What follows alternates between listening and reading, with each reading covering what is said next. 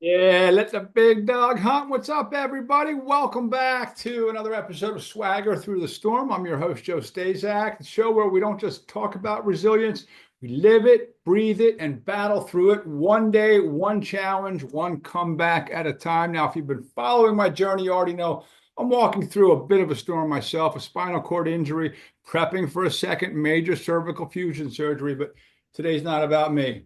The man joining me today is facing a storm that's on a whole other level. And the way he's walking through it, that's what Swagger's all about. He's actually running through it, like coming out of the tunnel at the OB with the smoke billowing up around and into the Miami sky. He is Jason Myrtetus, not just a former colleague, friend, but a familiar voice with Philadelphia Sports Radio, the Philadelphia Flyers. He's a warrior. He's a fighter. He's come out throwing haymakers. He was diagnosed with colorectal cancer, but he waited 18 months after he had symptoms to do anything about it.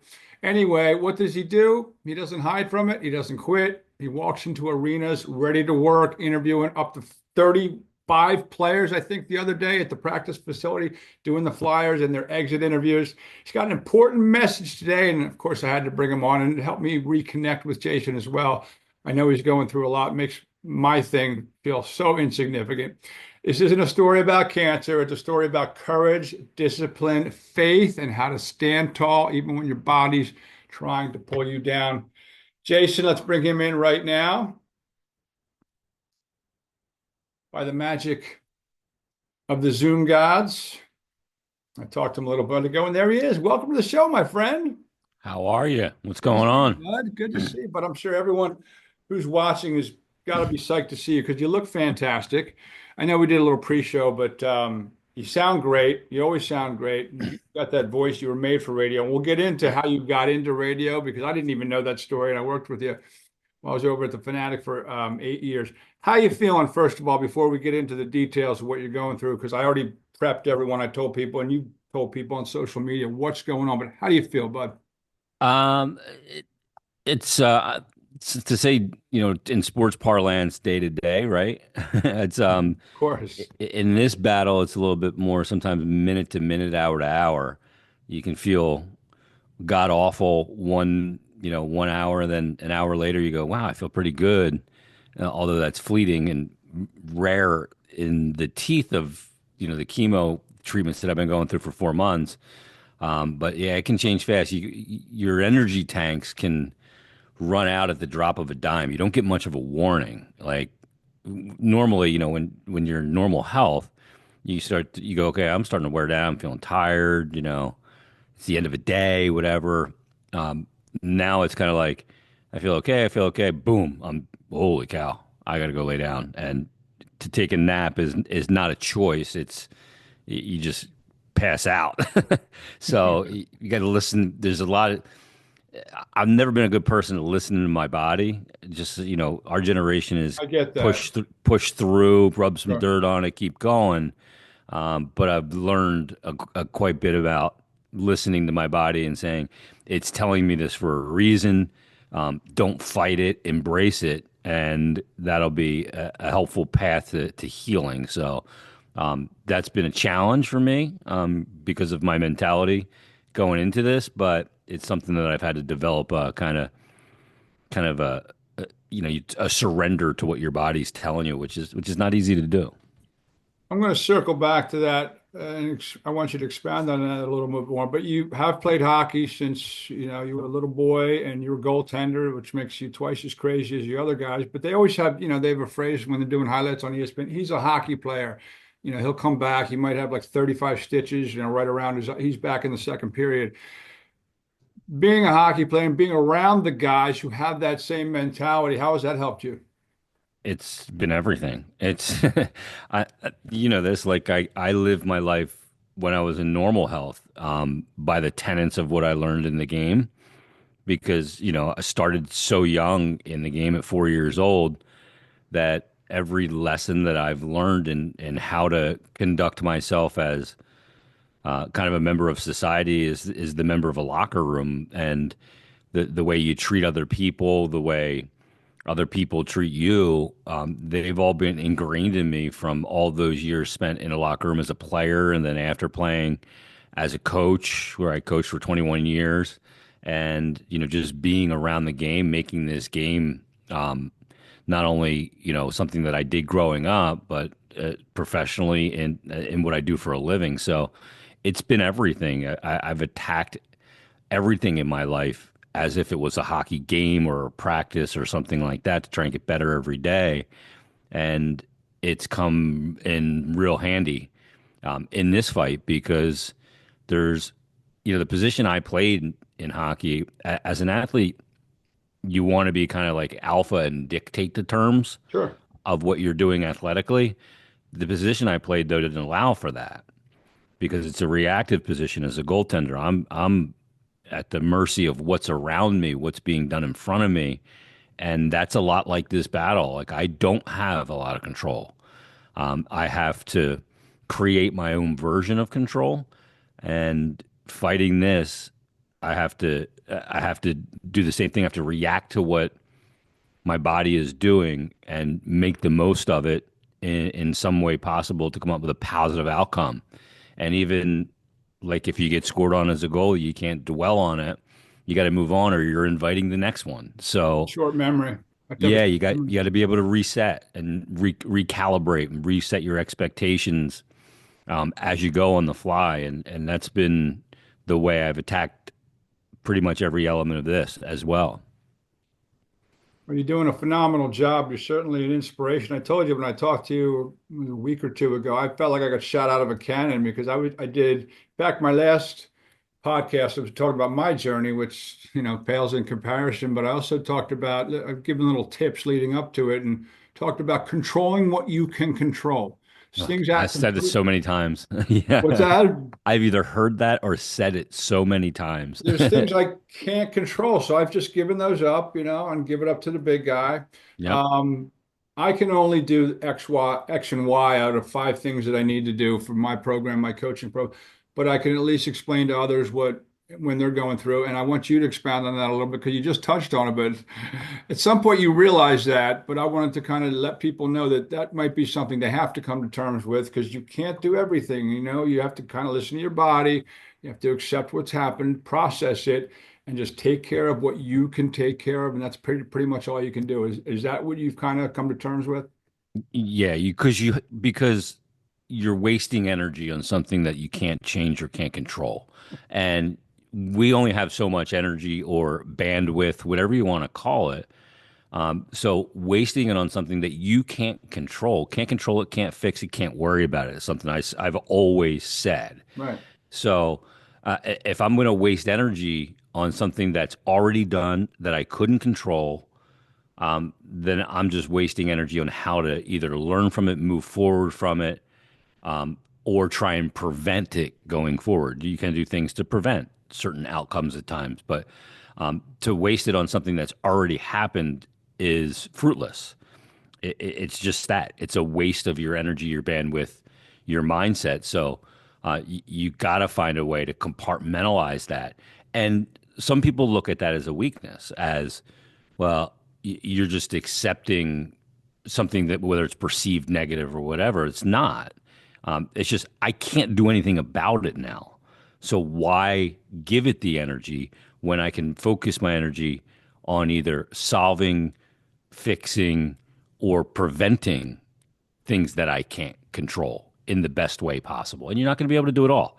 It's not a zero sum game where you have something happen to you physically, mentally, anything, and you do things to prevent it. Doesn't mean you're going to prevent it all the time because you can't control everybody else. This isn't like a zero sum situation where you are the only being on the planet that can control everything to your favor. It just doesn't work that way.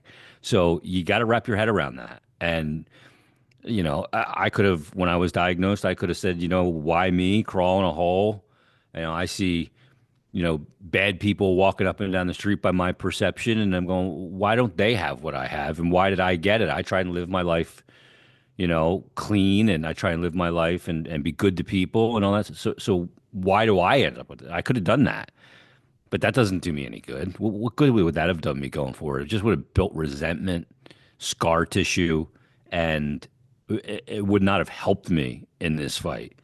So you got to find a way to go, okay, I can have moments where I go, why me? And I have in the last 3 days, I've had it, where you get the human part of it where that comes into your brain and why am I dealing with this? But then you got to really think about it and you go, okay, I am dealing with it. So what am I going to do with it to turn what is obviously a negative health situation into some kind of positive? And that's what I focused on. Jason, let's Otherwise, I would have crawled in a hole. sure. Probably not coming out anytime soon either. Nope, nope. Once you go into the hole, it's really hard to get out. Probably not going to come out of that hole. That's phenomenal stuff, brother. I know you wanted to get your message out, and I'm with Jason Myrtetus from the Philadelphia Flyers, former colleague of mine, friend of mine, 97.5, the Fanatic. Let's go back to the beginning, brother. When those first symptoms you started feeling, I know, and this isn't a criticism, obviously, but you waited 18 months to actually go get a colonoscopy. And I know you probably did a lot of the same things I do, self-diagnose, maybe rationalize, justify whatever's going on. Can you take us through what was happening in the 18 months leading up to when you finally got the colonoscopy and what was happening and what was going through your mind? Yeah, I mean, I roughly put it at 18 months because at 18 months, I basically knew that something was not right. But it goes beyond that. Like, I'm 53. I just turned 53 in March. And, I should have gone in and got a colonoscopy 3 years ago at 50 as recommended, Yeah, but I didn't. And it wasn't because I was feeling something and I was denying it. It just, I looked at it as being an extremely unpleasant thing, sure. not knowing a lot about it, just the perception of, okay, they're gonna go through my rectum, and it just didn't seem pleasant. And I tend to avoid unpleasant things, and the preparation for it and everything like that. It turns out Sure. it's all a big nothing burger after going It's through it. it's really a nothing when it comes down to it. Yeah, I mean, frankly, at the point I was doing the prep, I was eager because I'm like, I want everything out of me for a change. I was saying to somebody the other day, I think there was like a piece of like Hubba Bubba gum that they always said, don't swallow your gum, right? When you were a kid. I think I It takes swallowed a like piece of, 7 years to digest was the myth or something yeah. like that. I said during my prep that a piece of Hubba Bubba gum came out and said, I've been in here since 87. You know what I mean? I never digested. But no, it turned out to be a nothing burger. So that was my first mistake by just not taking it seriously. There's a reason why they say at now 45 used to be 50. Yeah, they dropped it 5 years. Yeah, for men to go get a colonoscopy just to get checked out. Had I done that, we probably wouldn't be sitting here talking. They would have removed some polyps and it would have been no big deal, blah, blah, blah. But I didn't. And then, as I'm going through my yearly checkups and my primary care appointments, and they're telling me my primary care, we're going to send you out a box of Cologuard to do that. No, I have 2 boxes of Cologuard. I never did, you know? And then roughly 18 months before diagnosis, I've always had kind of GI issues. I've had like an iron stomach, but my bathroom habits have always been more than most people, both ways, and all that stuff. But then there were starting to be certain signs that this was beyond just somebody who goes to the bathroom more than the average Joe. It started out with some chronic diarrhea, and then blood would show up in my stool, and that became more consistent. And this is the part where we start to self-diagnose and deny. Sure. I'm going, We've okay, all done that. I yeah, would think. I do it yeah. probably I three mean, we times a become day. Google doctors, which is dangerous. And I'm looking at it going, 6 years ago, I never wore glasses in my life. I could see through walls. Now I need glasses to look at my phone to read an email. I thought this is part of the aging process, and I'm becoming more, certain foods aren't agreeing with me, or maybe I got a bacterial infection, or maybe it's early onset of Crohn's or ulcerative colitis that I'm dealing with because the symptoms kind of fit, and just went through this phase of denial, denial, denial as these months are going by, where frankly I'm shitting blood a lot, and I'm going to the bathroom way too many times a day. But then my symptoms really shifted in August and went from the chronic diarrhea to constipation, which that flip was jarring. It was like, wow, how can I go from one extreme to the other? And so, I denied that. And eventually, one morning, it was an Eagles Sunday night game early in the season, sometime in September, maybe even week two. And Harry and I did our Eagles post game show. I got done on all of my work at like 1 in the Falcon. morning. Yeah, went to bed, fell asleep, woke up about 90 minutes later in extreme pain and discomfort. And eventually, at like 4:30 in the morning, my wife's an early riser. I went upstairs because I was sleeping in the studio because I was working so late, and was doubled over in the kitchen. She's like, "What is going on?" I'm like, "You got to take me to the ER right now." So I went to the ER, and they did some scans and some tests and stuff, and found out that I was very constipated, and where it was able to get my scheduled colonoscopy, which was scheduled for February, which I had scheduled in early August. They were able to get that moved up into December, which is when I ended up getting it. So ending up in the ER has kind of led me to get things moving. And I was real sick all through the fall. I was going and doing games. I still had some decent energy at times, but I like to be real. Like I'll tell you, like I kept paper towels in the car because there's times that I have to pull over on the side of the road and try to go to the bathroom. There were days where I would try and go to the bathroom because I was partially blocked upwards of 40 times in a single day, which is exhausting. I wouldn't sleep more than 90 minutes or 2 hours a night because I'd get up because I'd have to go to the bathroom or feel like I had to go to the bathroom. And it's exhausting, going through that, not sleeping right, constantly feeling like you're tethered to a bathroom. I had to always be aware of where a bathroom was when I went somewhere, because you just didn't know. Like if I Sure, was going to the grocery store, I had to go, okay, yeah, I go to the grocery store to pick up 15 items, and I'd go to the bathroom twice while I was there in sure. 25 minutes. So that's what I went through, and then eventually had the colonoscopy and came out of the colonoscopy. Doctor, comes into the recovery room and says, we removed three polyps, no big deal, but we did find a 5 centimeter mass in your sigmoid descending colon. We took samples of it, and we're going to send it off for a biopsy. And at that point, I pretty much knew. I knew that this was not ulcerative colitis. It was not a bacterial infection. It wasn't Crohn's disease. That he was likely going to tell me when the results came in that I had cancer. I was pretty convinced Did you at that ask the point. doctor, like, okay, like, I know you're not going to give me a definitive here because the tests aren't back and they haven't even been sent out yet, but what do you think? Yeah, I probably did. I don't remember much. Still probably a little foggy from the anesthesia Sure, and everything. sure, of course. But he said, I've seen this before, and it's in a spot that's not real close to your rectum, which is a good thing. But um, he's like, basically, we don't know until Yeah, we have the science behind it. We have the a prudent labs. thing to say, sure. Yeah, which he may even have preempted the question by telling me that Sure, okay. at that point. So, that was probably like a Tuesday, and I didn't get the results until that Friday. I think it was the 22nd of December at 4:44 in the afternoon. Okay, so did you get them by phone? Did you have to go in person? And what is that like in the moments, days, hours, minutes leading up to that? Is it like, hey, how do you prepare for something like that? Is it like feeling like you're almost walking to the gallows or something that you've already kind of In a way, yeah. processed the result and like you said, you kind of had a pretty good idea what you thought it was? How do you prepare for what the doctor is going to tell you? Yeah, I think you try and put it out of your head as much as possible because you don't want to go there if you don't have to. Like nothing has been determined yet. To It's been determined, but I just don't know that You just it's don't been know the determined. answer, right? Yeah.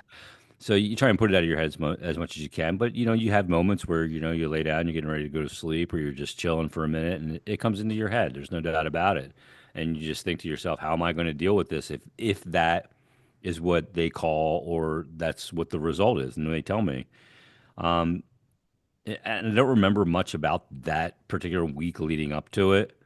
other than being semi prepared for it, or maybe not shocked if that is the case. But it's exhausting. But I was really sick at that point already.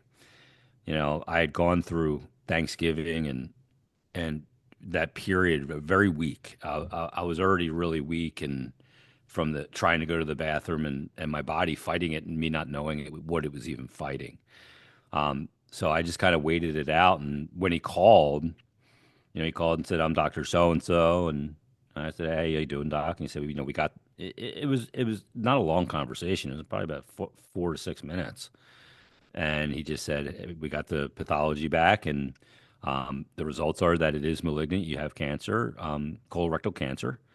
The centimeter, the tumor is 5.1 centimeters. Here's where it's located, 8 centimeters above your rectum. Here's the next steps. Do you have any questions?" And I asked him a few questions, probably, and thanked him for his candor. And I really liked him. I remember I really liked him prior. Just his manner was something that I felt very comfortable with. Um, and I said, "Thanks for your call, and I'll go on to the next steps." And after that, I walked out onto the deck where my wife was just kind of chilling outside and told her the result. And it'll buckle your knees, no matter even if you're prepared for it. Hearing that word in regard to a diagnosis by yourself will buckle your knees. But I had to decide right away. Right, I felt like I had to decide right at that moment what I was going to do with it. Like I couldn't wait. I couldn't say, "Let me process this and I'll figure out how to move forward." I figured, I think my body and my mind went right into immediately from the moment he said it's malignant, you have cancer, to fight or flight mode. Like it was an adrenaline kicked in right away. And I told my wife, and before I even told my kids, I went down to my studio and just recorded a message because I just wanted to memorialize the moment, not knowing what I was going to do with it. Because I did realize right away that I had to give it purpose. And maybe this is something that I thought about before. I was diagnosed in anticipation of it, that I had to give it purpose to fight it properly, to, find a way to take more from cancer than it was going to take from me. So the way I figured I'd do that was that I would be public and I would try and help people prevent it or people that are dealing with it, and use what I'm going through as a way to help people, but also selfishly knowing that those people would help me, which has been the case. So, and maybe that's part of the hockey mentality is the sum of the parts. I've always been a believer in strength in numbers. Sure. So that's how I attacked it right away. And that adrenaline lasted a couple of weeks, like as I'm then going through the process of meeting with an oncologist, meeting with a radiation specialist, and, going through CT scans and MRIs and all of that stuff. I was riding the adrenaline wave until I had a particular meeting in early January, about the 7th of January, after all the tests and everything, where I met with my oncology team and we settled on a treatment plan.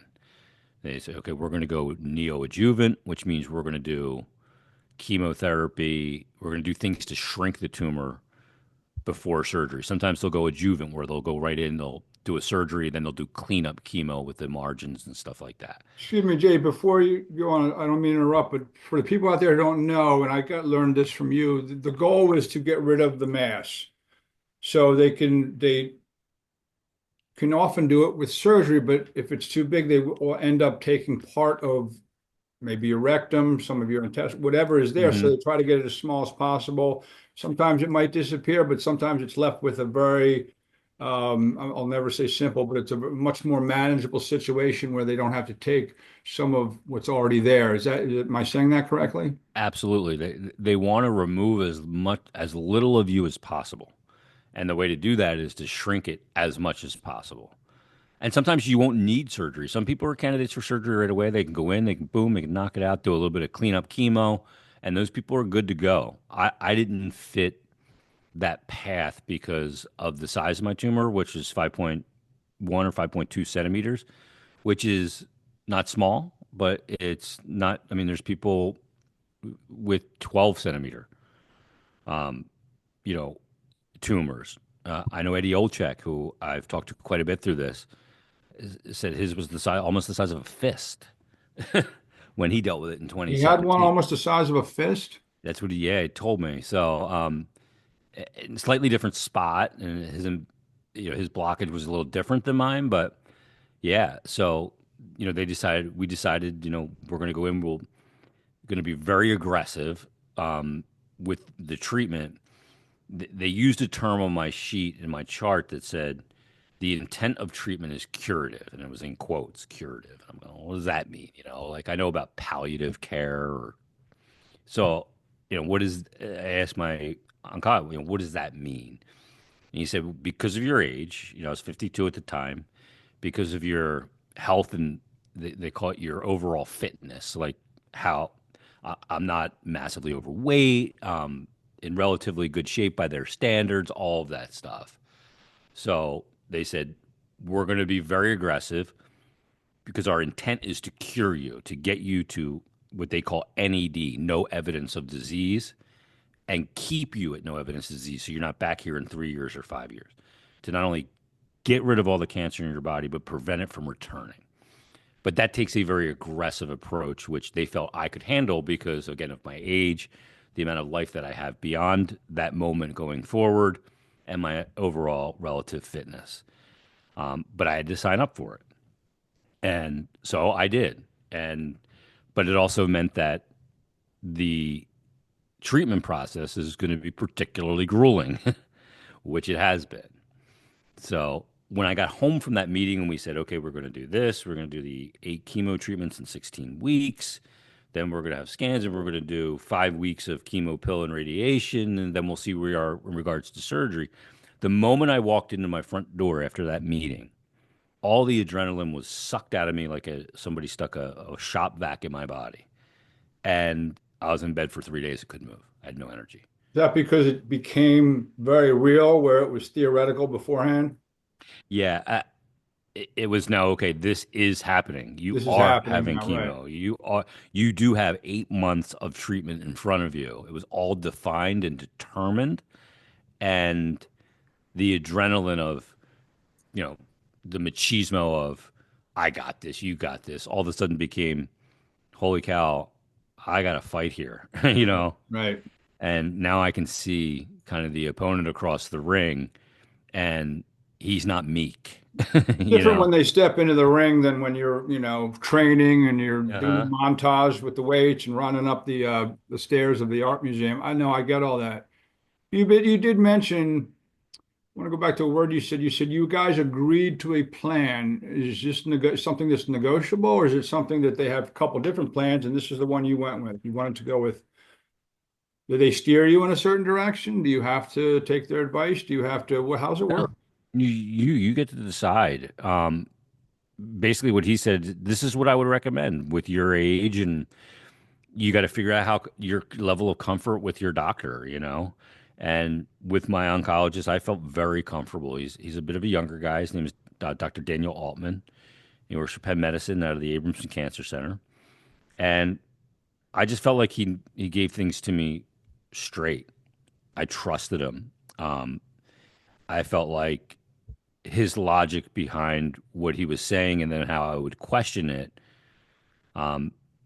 felt genuine, based in fact, and made me feel comfortable making the decisions that I made. So, so yeah, there was, I went with his recommendation. Sorry, I'm trying to clean my lens. I got like a It's okay. streak coming down from my lights all of a sudden. It Maybe gives if it I a go, dramatic flair. yeah, maybe if I go like that, I can turn a light on there and kind of kill that. But yeah, so I felt comfortable. And you know, I said, okay, let's do it. I'm down for for going full blown curative, getting rid of this with nothing, and then not having to come back in 3 to 5 years because the growth has come back. Like that's what I want too. I want to do this. If we're going to do this, let's do it once. let's not do this once and then see in a couple years and we're back here doing it again. So, so yeah, so I signed up for it and thinking, how bad can it be, right? I can push through anything, not knowing how bad it can be. Was it, there's only so much you can prepare without actually knowing or actually feeling or going experiencing it. Was it worse than you had been told? Was it worse than you had read up on? Was it worse than you had anticipated? Um, you read about it, and one thing that was made clear to me right away is everybody reacts to every element totally different, and that's been true. One person's experience does not mean that's going to be my experience. So I talked to a lot of people that went through it and heard their experiences, heard what they did in certain situations when they felt a certain way. Just, in case I got into, a period in my treatment where I felt that way, so I could maybe eliminate some trial and error and go with something that worked for somebody else, not knowing if that part would work for me. So yeah, I tried to educate myself as much as I could. But you got to be ready to roll with the punches because the minute you think you have some things figured out here, you don't. Every single recovery from my chemo infusions has been vastly different.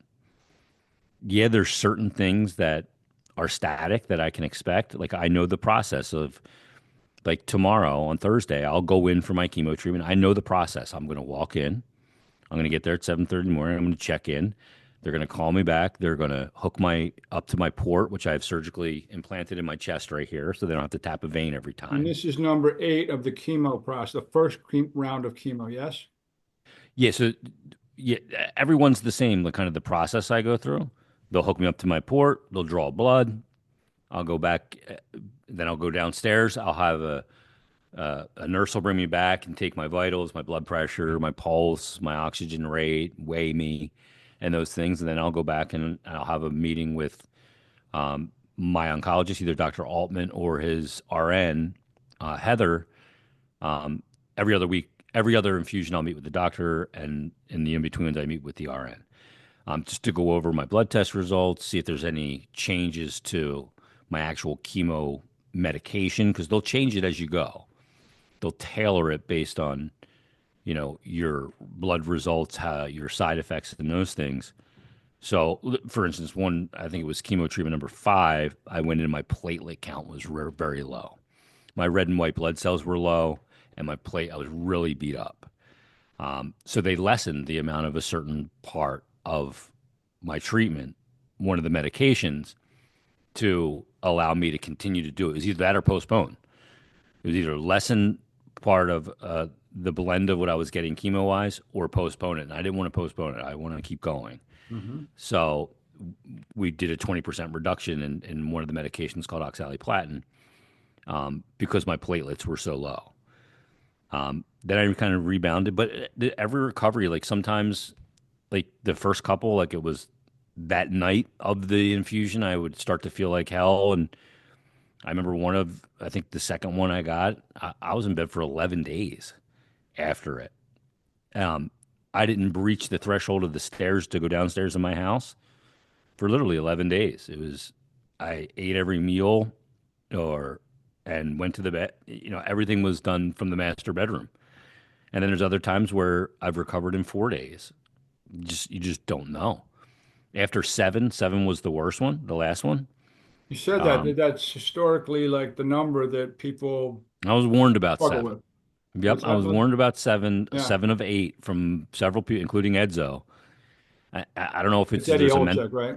yeah, I'm not sure if there's a mental thing to it going, knowing I only have one more, like that light you see, and you maybe let up a little bit in your mental preparation. But I don't know what it is, but that one kicked me hard. But it didn't kick me hard for the first 2 days. When they come on Saturday, unhook me from an infusion pump. Saturday mornings around 10:30, because I get 2 hours of an infusion at the cancer center. Then they unhook me from that, and then they hook me up to a pump, which I carry around like a little fanny pack, which continues an infusion of a different type of chemo called 5FU, which is very Philly. And that goes on for the next 46 hours that I carry this thing around. And then a nurse comes and unhooks me from that on Saturday. But the moment they unhook me from that, within 90 minutes, I'm asleep because there's no more steroids going into you. There's nothing. You just, and I'll sleep from noon on Saturday until 3:15, 3:30 on Sunday afternoon. Like it's not like a 10-hour sleep. It's about a 30-hour sleep, and you're just so fatigued. And then the process of, the side effects and what you're dealing with, you're trying to manage them and all that stuff. And, from neuropathy, hot cold sensitivity, there was something I had in the beginning called first bite syndrome, which has gone away for some reason. I had no idea why.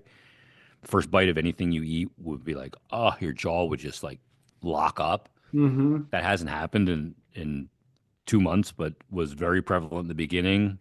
They're all different, so you got to be ready to roll with the punches because no two recoveries have been. There's similarities, but there's you don't know what's around, behind, curtain number three. Number three, sure. Yeah, We're with Jason Myrtetus from the Philadelphia Flyers, also formerly at 97.5 The Fanatic. I spent 8 years with him there. We appreciate you coming on. By the way, I said this before, and if you start to get tired, we'll wrap.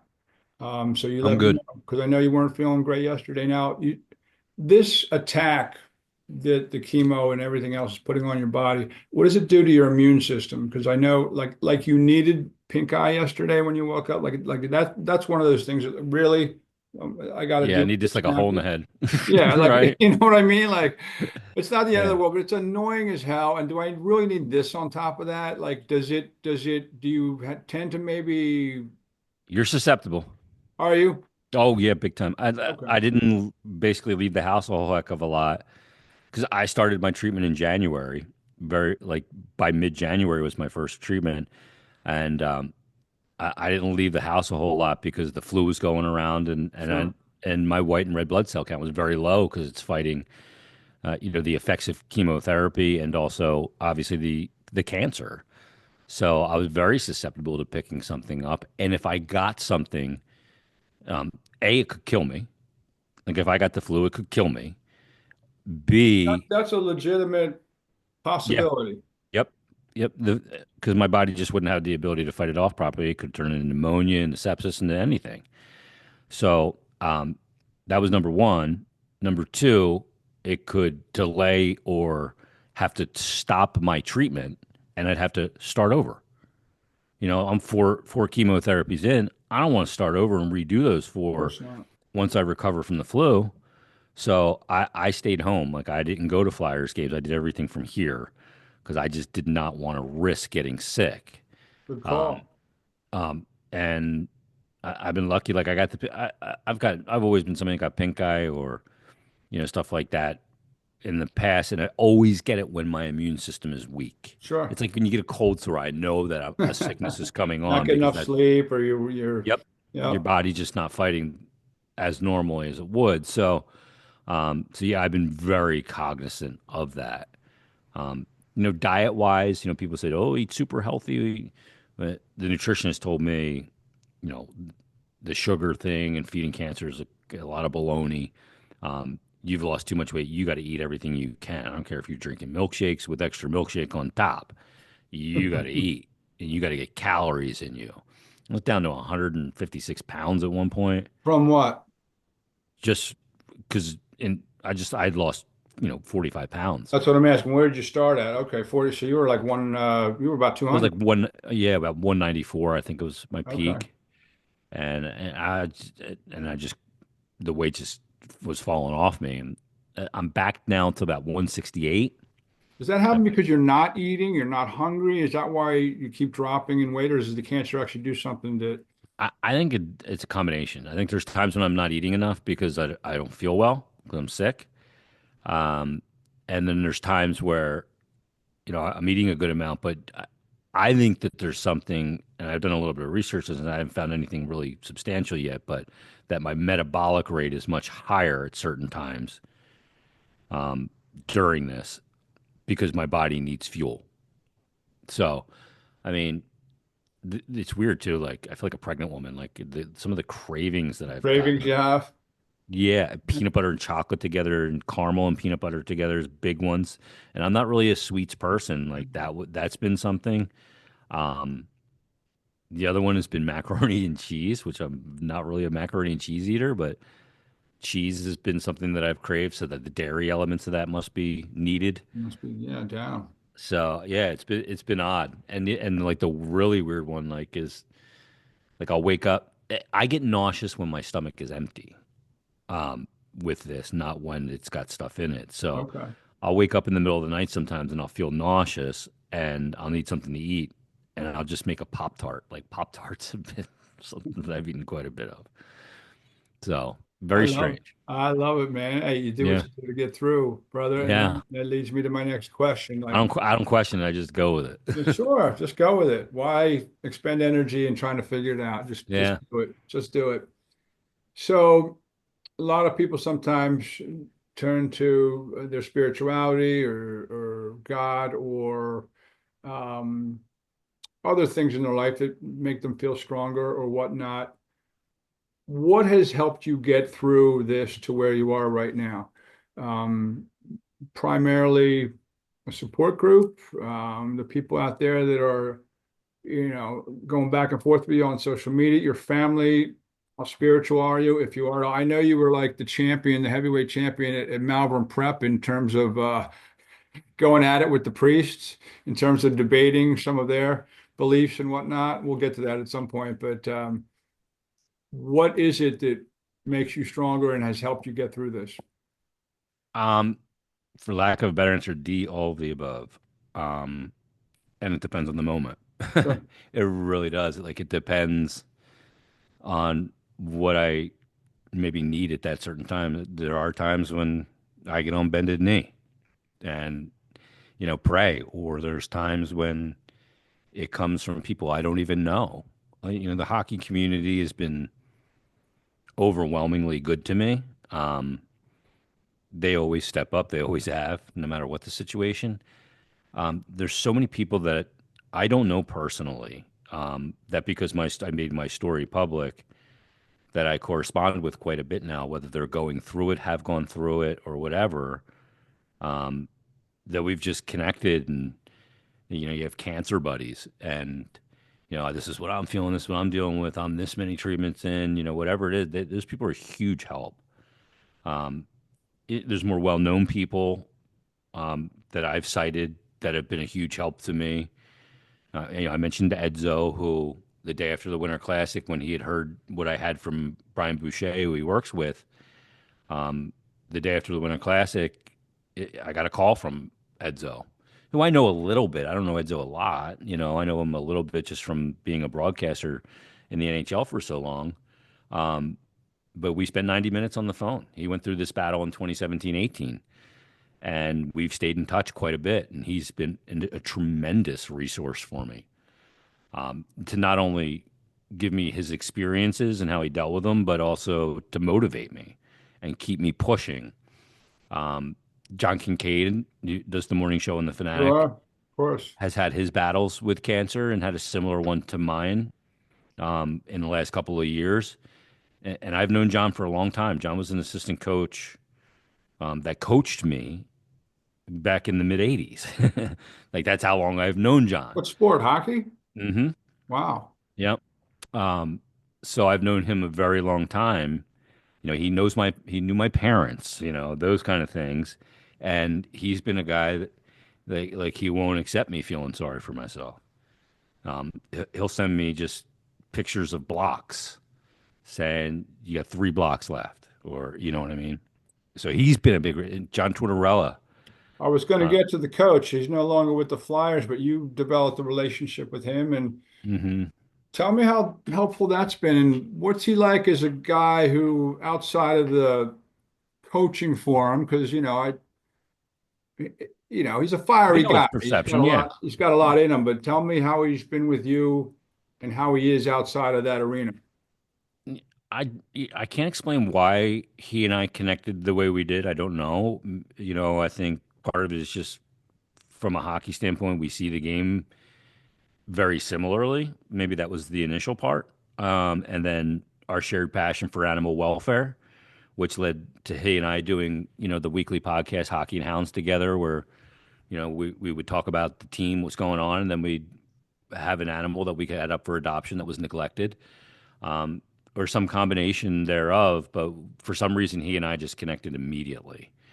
Um, and I mean, I remember after the Stadium Series game last year in New York at MetLife Stadium, we had kind of like an after party reception type thing with the players and their wives or significant others. And we're in this reception after, and I'm standing there, and George comes over and grabs me and goes, "Hey," and he introduces me to us, "Hey, this is my wife, Christine, blah, blah, blah. He's the one I do hockey and how this is Jason." And she leans into me and she goes, "He likes you, and he doesn't like very many people," which I thought was funny. But uh, but the moment I was diagnosed, like I get messages multiple, two, three times a week from torts. And it's funny because as an athlete, we coach, or as coaches, we coach athletes differently based on their personality.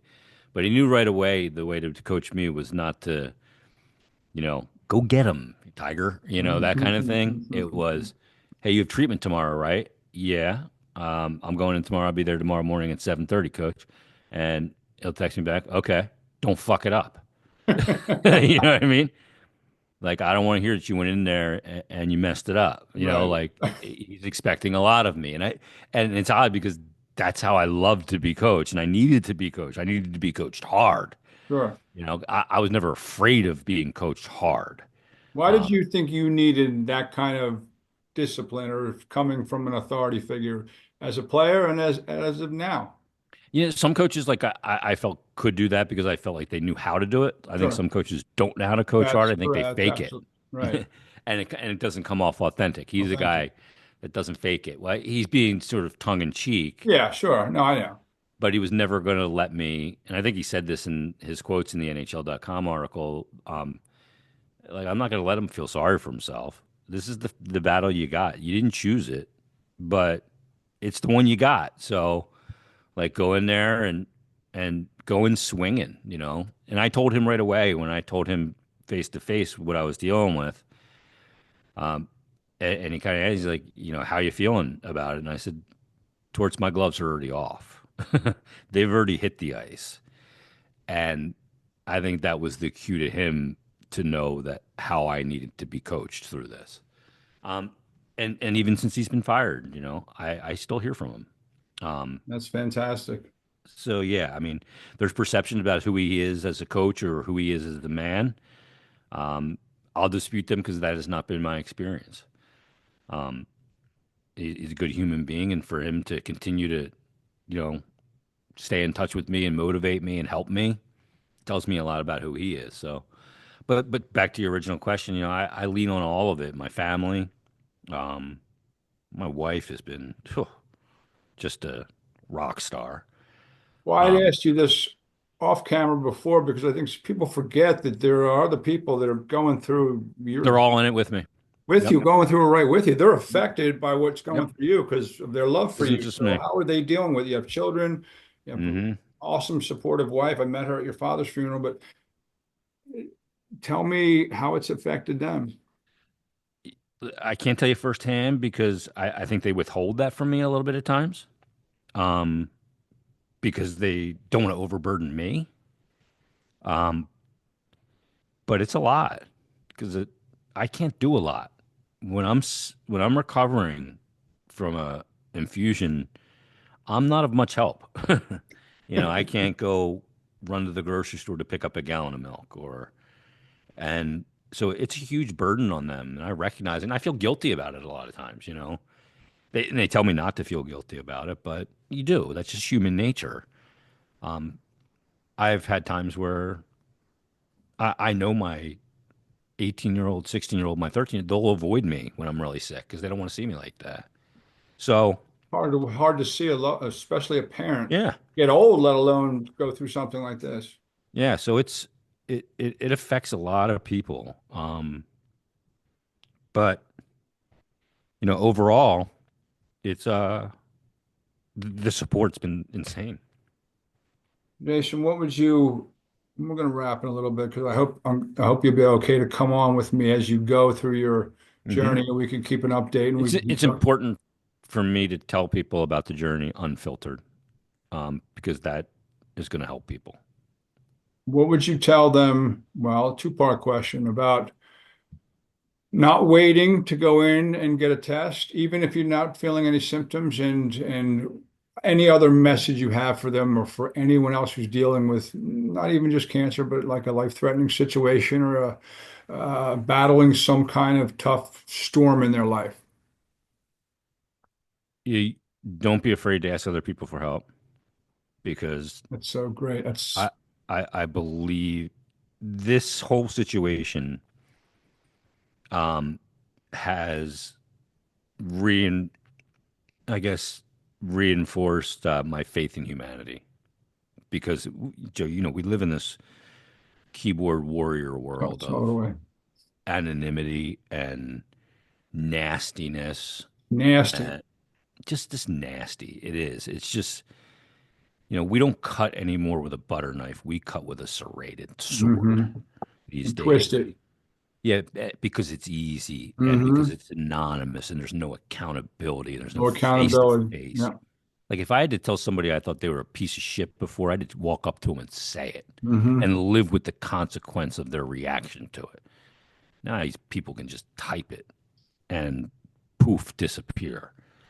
So it has renewed my faith in humanity in a lot of ways because of the support that I've gotten not only from people that I have come across personally in my off air life, but the people that I haven't come across that have supported me, um, there was a very substantial donation to my GoFundMe from the Flyers players, and I got a lot of notes from guys individually, and they pulled a big sum of money together to donate to me. Like those things, they didn't have to do that, and I know that they're of means, but like seeing things like that, or people dropping off food, or somebody had texted me and my wife at one point and said, what can I do to help? And a lot of times, like I will, like I'll have a list of advice I'll give people that are dealing with this as caregivers at some point. One of the things is don't ask a cancer patient how he can help. Just do something. you know, Right, because they're not really going to be, well, do I yeah, need that? No, no, no. A lot of yeah, people are just like, no, I'm yeah. Just good, but but like I had a buddy of mine text of me asking. whose father died of cancer a couple of years ago, and he just said, "I'm at Colonial right now, which is Colonial Meat Market in Yeah. Westchester, which is one of the great places, old school butcher shop. What do you want? You want a cheesesteak? You want a burger?" I said, "Bobby, you don't have to give me anything. What do you want?" Boom, 3 cheesesteaks ended up on my door. Like those things, and just the kindness of the community, like has been so overwhelmed. But don't be afraid to embrace it. Don't be afraid to ask. Don't be afraid. You don't have to be a fucking tough guy here, because this is an ass kicker and you're going to need help. And don't be afraid to ask for it. Don't be afraid to accept it. It doesn't make you weak. It does not. And there are a lot of good people out there still, thank God, because I was starting to question that. Do we still have the same level to our fellow citizens and people on this planet to support them when the shit hits the fan? And it is there. I get messages every day, my DMs, and I respond to every one of them. And a lot of them say, "Hey, don't respond to me. You don't need to respond. Don't worry about calling me back. Don't worry about texting me." I respond to all of them because being in this fight is incredibly isolating. I spend a lot of time where I am right now. This is the basement of my house. It's the studio now. And back over there is a bed. I sleep there because my sleeping patterns are often upside down and I don't want to disrupt other people. Sure. But it's isolating. I get, Joe DeCamera, who we both work with, called me last week, left me a really long, nice voicemail. And, don't call me back. And I called him back. And he's like, "Oh, you don't have to call me back." I go, "Joe, you gotta realize I want to talk to people. You know what I mean? We spent 90 minutes on the phone. You know, It's cathartic. It really is. it's therapy. It Therapy. helps. Like yesterday, I was feeling like crap all day. I grabbed each one of my kids individually and spent 30 quality minutes with each of them. And the way it helped me was immense. It's healing. So, you know, you got to look at things you look at things through a different lens. I am so different now than I was pre-diagnosis. I'm a different person How so? every way. The way I view people um, that have gone through this or had, been a caregiver or, Perspective. It's giving you perspective. oh my God, yeah, it's just aligned things in my life totally different. When you're faced with your mortality, you realize all the things that you've been doing wrong in the way you Hmm. go through this journey of life. I write down things all the time. I wrote down one 2 days ago. I'll read it to you. Like I just write this stuff down. I don't know what I'm going to do with it. I don't know if I'll ever do anything with it, to be in all honesty.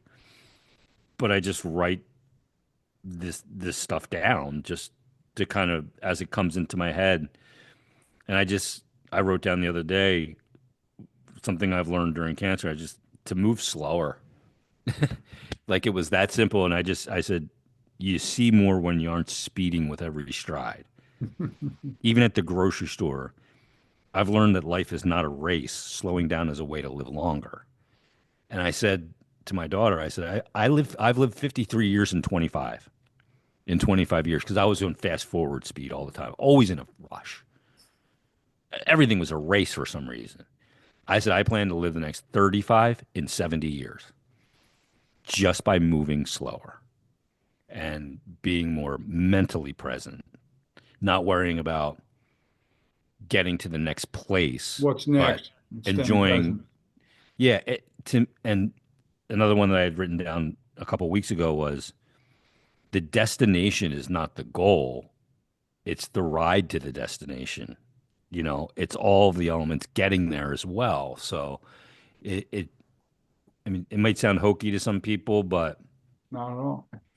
that's the mindset I move with now. So like when I went to Walmart on Sunday because I had some energy and I wanted to pick up some stuff, you wouldn't believe the slow pace that I walk through Walmart in and just observing people and you Things know look differently, don't they? You probably like the sunshine looks different, the sky looks different, the everything's different. grass, the Yeah, people, the smell of your kids, everything.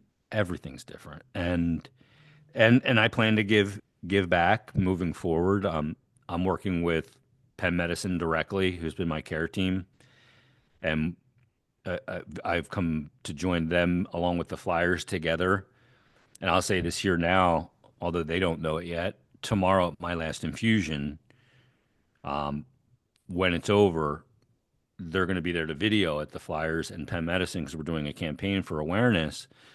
But I'm presenting my care team that works at the Abramson Cancer Center with a $10,000 donation Wow. through the Flyers charities. Fantastic. And they asked me, the Flyers said, and Cindy Stutman said, where do you want the donation to go? Do you want it to go to research? Do you want it to go here or there? I said, one place. I want it to go to the care team. And she said, why? And I said, because I go in there every other Thursday. First of all, there's way too many people there getting treatment every week. Like that part disturbs me that we're in 2025 and every one of these chairs is full of somebody getting chemo treatment. And the people that work in there to do that, to wake up every day and do that job and, deal with people that are getting treatment, fighting for their lives, people that aren't making it, are dying, and to go in there and do the job they do every day in the way they do it. Like, I can't imagine it. I can't comprehend it. But those people have my lifelong admiration. And we're going to donate that check to them and because god damn it, they've earned it. The way they care for people. So, I can't wait to present it to them. because, and I tell them every time I'm there, you people are amazing because I don't think people tell them enough. Probably I said, I don't. don't know how you do it, but the only reason a lot of us, some of us, will make it through this is because of those people. I mean, it's insane, Joe. Like to see, you know, the way they go about their day, doing what they need to do clinically, but the way they handle it with people psychologically in their worst condition is remarkable. Well, buddy, you're pretty remarkable. I have to tell you, it's. I'm not. I'm I just think there's people trying to out fight. there with have so much admiration. Obviously, you're talking about your caretakers, but for what you and you're going through and for getting your story out there, that's it says a lot. It says a lot. I know you wanted to get your Yeah. message out, but I mean, and you look great. I mean, you look the same as you did.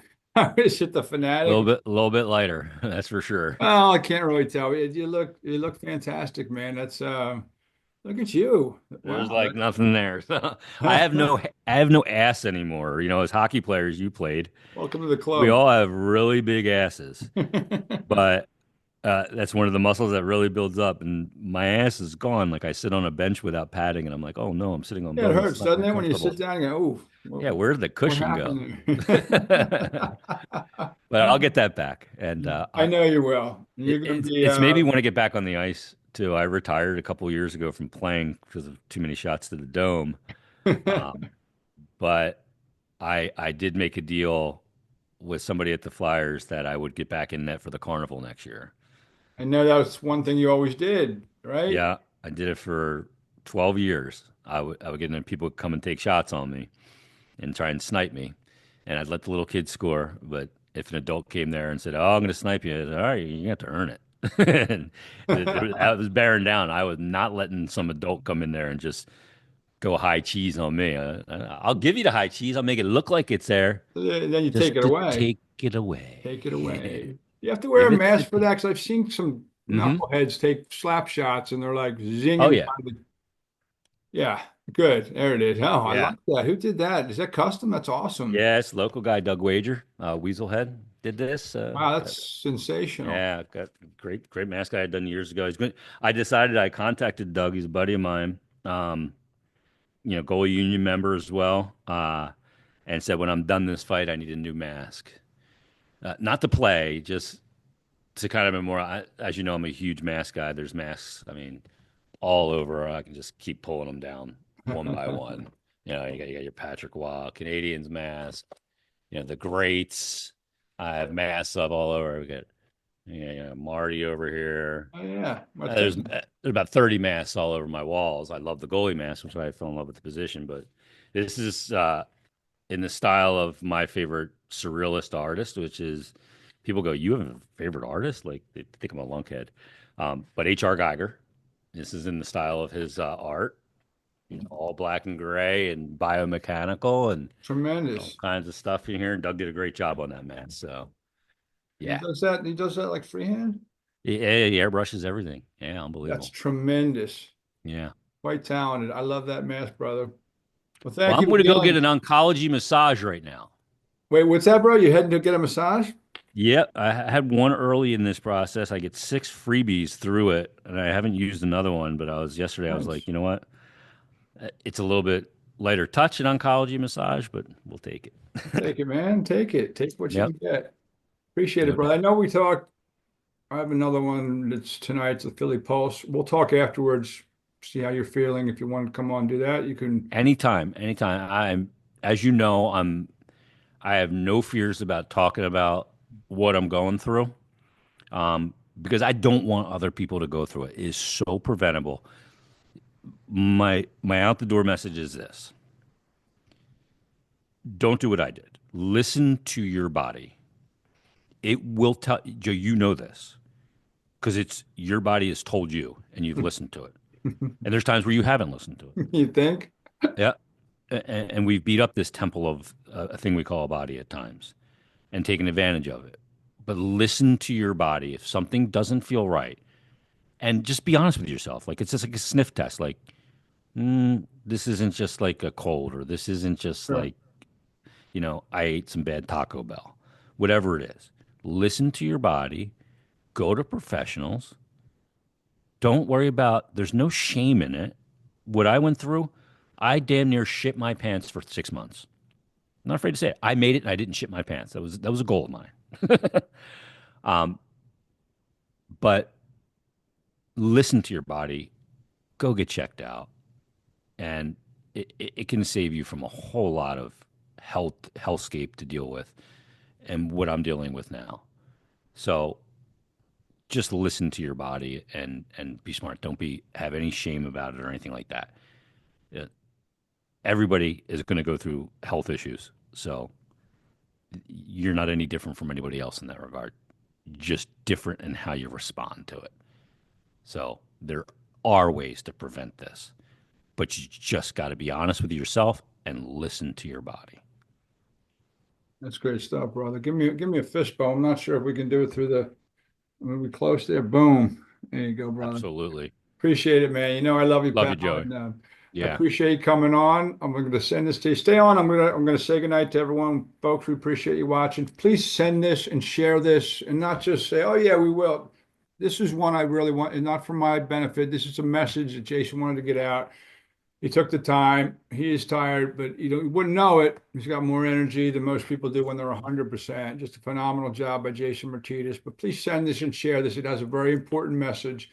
And feel free to reach out to Jason and send along your thoughts because it really does help. Jason, we appreciate it, pal. So if you're cool with the Philly Pulse, he's going to be on tonight doing a little bit more. We might even get a little more sports talk. I was really tempted to go in a little direction when you were talking about John Tortorella, but I wanted to keep it here. But we'll talk a little bit about your thoughts on the NHL because playoffs haven't begun, and anything else in our Philadelphia sports will. Appreciate it, brother, and appreciate you folks for watching Swagger Through the Storm. And I'll be back in a couple of days with another episode. And again, please share this and don't be afraid to spread the word on what Jason just told you a little bit ago. Thanks, pal. We'll talk to you. Well, I'll talk to you in a little bit, and I'll see you tonight. Thanks, Joe. Appreciate it, folks. Have a nice day.